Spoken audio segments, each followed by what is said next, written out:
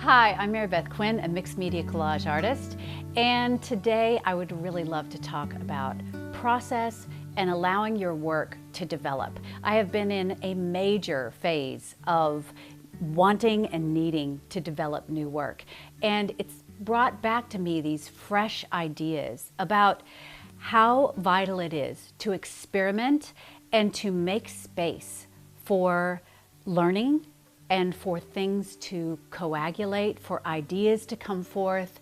And all of this is only possible when you have created a space in which you are committed to not demanding yourself to produce something in a timely fashion, or produce something attractive, produce something that you can show to people and be proud of. It's like you have to commit to yourself that you have time, that you believe in yourself, and that you trust the process. And many times I don't feel like I trust the process. That is all the resistance and all the hesitation. But it is a great time to practice trusting the process. So I'm going to show you one of the ways in which I've been doing that. I just held the big 15 minutes for 14 days experiment challenge, and a lot of people went through it and just had amazing results with getting unstuck, moving their practice forward, or finding their voice, or finding some clarity on what it is that they want to say and how they want to say it. But that 14 days is actually just scratching the surface. I've been doing this for weeks and weeks and weeks. As you can see, my wall is loaded up, my sketchbooks are loaded up, and I am now getting to the phase where I'm really liking some things that are emerging, and I'm recognizing them as elements of my next work. So I'm just going to show you a little bit about what that looks like. It's crucial to giving yourself the space to become the artist that you actually have in you.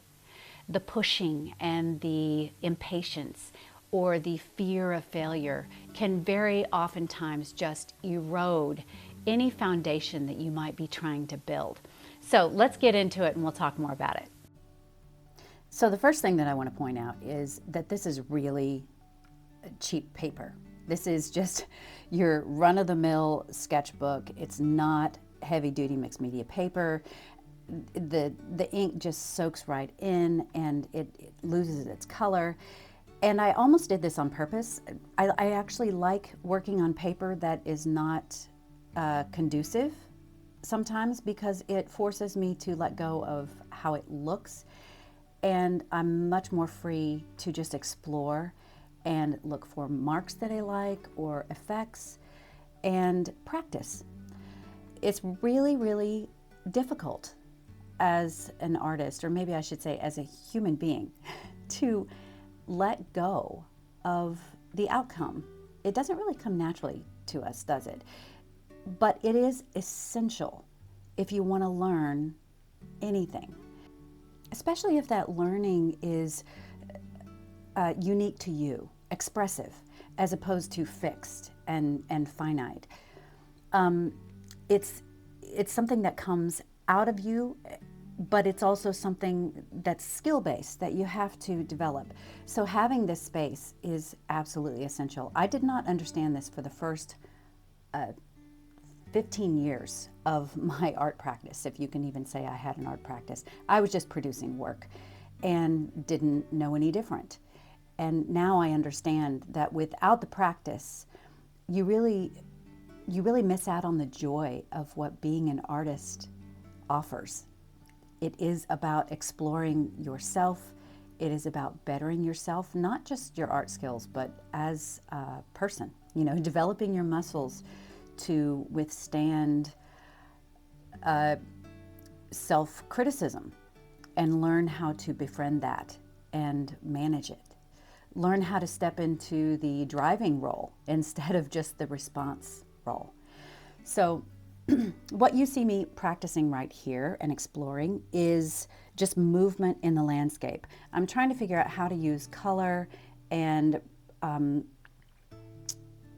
the shape of color to imply movement in a landscape. And so I've been that's one of the things I've really been practicing. The other one is layering, letting the really vibrant layers from the bottom show through to the top. And these are great places to do this, but it's not easy. In fact, what I loved about the 15-14 challenge is that it makes you stick with it for 14 days, stick with the discomfort of doing something that doesn't really come naturally. And that is just giving ourselves the space to play, to not care about how something looks and be more interested in maybe how it feels or specific elements of what you're doing there, not the overall composition. So this is a great practice for any artist, because if you can't do this part, you might be okay. I was okay for a really long time until it really came time for me to go deep. If I really wanted to create the work that I was longing to create, I had to figure out how to go deep and not just broad. And this is definitely going deeper. This is new for me. So now you just see me practicing with some different tools. That is one of the big things about the 15-14 challenge is you have extreme limitations as far as what the exercise is. You have extreme limitations on the materials that you use and the tools that you use. And I always encourage everyone to use colors, tools, materials that are unfamiliar to them, because this is how you learn.